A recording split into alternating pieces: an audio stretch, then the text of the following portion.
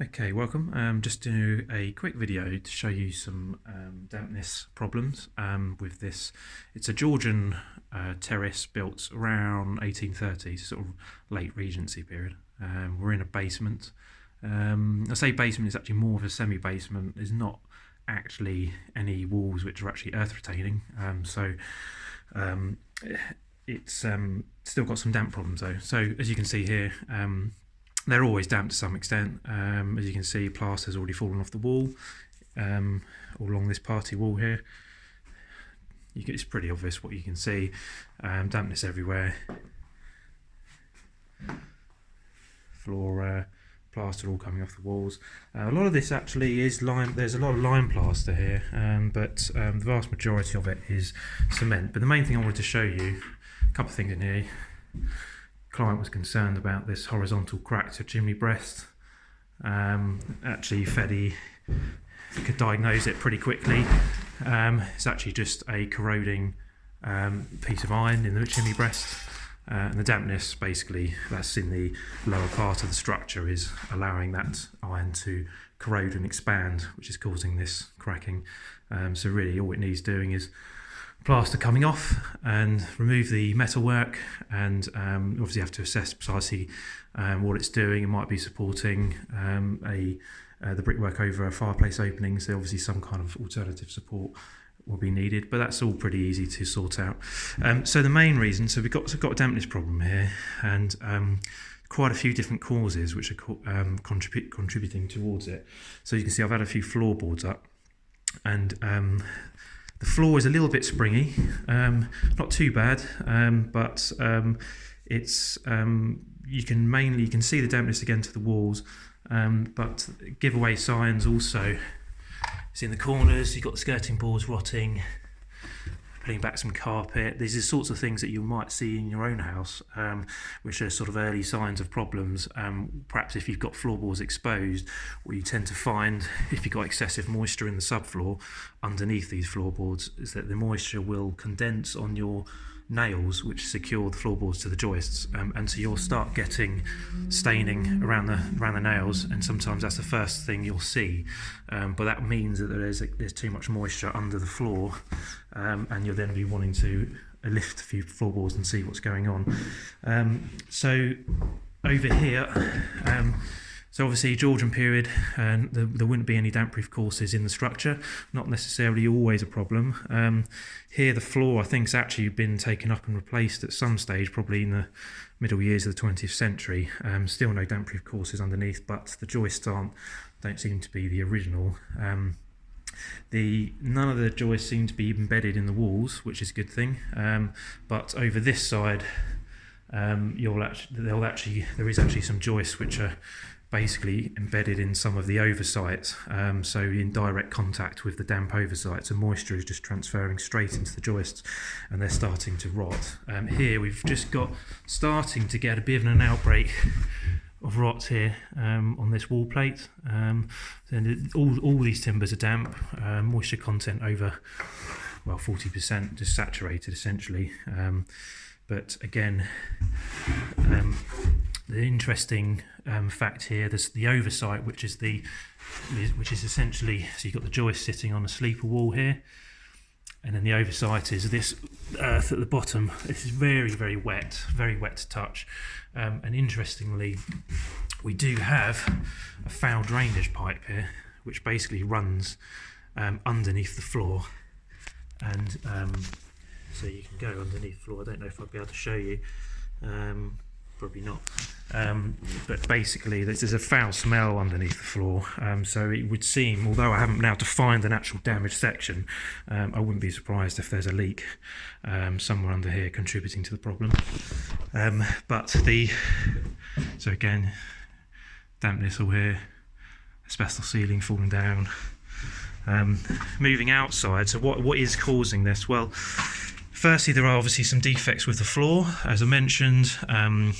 Ultimately there's moisture transferring straight into the joists because of issues with this oversight. Potential foul drainage leak. The foul drainage pipe comes out here and there's no manhole out here, there's no inspection chamber, so I have no idea what the condition is, but they'll have to get a CCTV survey.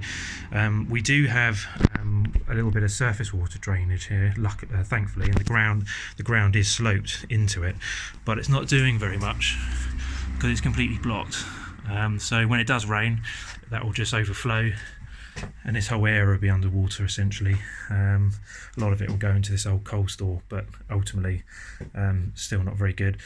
The outside, what they've done in the past is they have taken off the lime render. Now I have exposed some sections of render further up the building, so yeah, you've got nice Georgian bow fronted. So these upper parts of the building are Roman cement, natural cement. So is a lime render, not an ordinary Portland cement render, but it is also very hard. It's not very vapor permeable compared to other types of lime render, but there is still some vapor permeability for it. But what they've done is they've taken off the render on the basement level and re-rendered in cement, and then over the years they've then painted the whole building in a normal off-the-shelf Dulux type weather shield polymer paints, both of which trap moisture. And this is really easy to see because again, if you have you own a building and you'll start seeing signs like this, it's a fairly easy sign to showing that moisture is trapped behind the paint, and it's just trying to force its way out, which is why you're getting blisters and you get salts and things all building up behind it. And essentially what you've got the ground level is only about 50 millimeters above internal floor level, below internal floor level. So there isn't much space for moisture to rise up the wall and then evaporate out. And then what you have is the vapor impermeable cement and paint, which is then trapping moisture in the wall, and it has nowhere to go. And the inside has equally been tanked, and there's nothing, nowhere for it to go. And it's starting to come out around the window reveals, where obviously when they have re-rendered and re-tanked inside, it's extremely unlikely that they would have actually taken the window out and created a proper waterproof seal. So this window is also rotting now. Another point of note, obviously, you've got steps bridging, they would be above floor level. Not really much you can kind of do about that really. Obviously the condition of the steps won't be helping. Similarly over here, again, you always get dampness in this area, but the condition of the steps won't be helping either. Here you go, so cracks, anything like that, water will be getting in. Here you can see, so we've got the old Roman cement here, and then you can see the classic natural ordinary Portland cement that's been re-rendered on the basement level. So not very good. Now we do have the other side effect of all this is that inside the ground floor room up here, what we're actually finding is there is a band of dampness around this sort of level, and it's starting to come up. So actually what I think is happening now is that there's so much moisture in the walls is that it's risen up. You've got penetrating damp coming in as well, obviously, and it's starting to actually rise up over the tanking inside, and it's still now impacting the lime plaster which is on the inside of this wall. And of course you've got floor joists in this area, so there is wherever there's a high moisture content, they're probably going to be affected as well. So multiple issues on this. This is why sometimes damp problems aren't necessarily, and in my experience, they're not normally from a single cause. There's normally multiple causes contributing to the issue. So what do we do about it? Well, drains test and CCTV survey. Obviously sort out any drainage defects.